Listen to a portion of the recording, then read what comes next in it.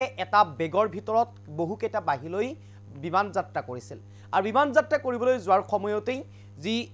নিৰাপত্তাৰক্ষী আছে নিৰাপত্তাৰক্ষীসকলে সেই যুৱকজনৰ বেগটো তালাচি চলোৱাৰ সময়তেই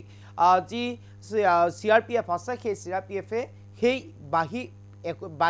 বেগত ভৰাই অনা কেইবাটাও বাহি লাভ কৰিলে আৰু সেই সময়তে সন্দেহ উপজিল সেই যুৱকজনৰ ওপৰত তেওঁলোকে চিনি পোৱা নাছিল সেয়া যে এটা বাহি আৰু বাহি চিনি নোপোৱাৰ ফলতেই সেই নিৰাপত্তাৰক্ষীসকলে যুৱকজনক আবদ্ধ কৰিছিল আৰু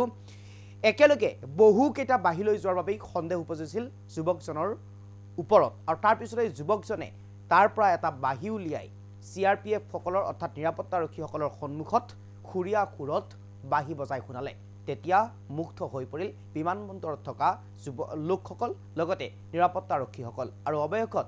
প্ৰথমে সন্দেহ তাৰ পিছত বাহিৰ খুৰ আৰম্ভ হ'ল বিমানবন্দৰত এই মুহূৰ্তত আমাৰ হাতত সেই মধুৰ দৃশ্যাংশ আছে বাহিৰ খুৰ আছে আমি আপোনালোকক দেখুৱাব বিচাৰিছোঁ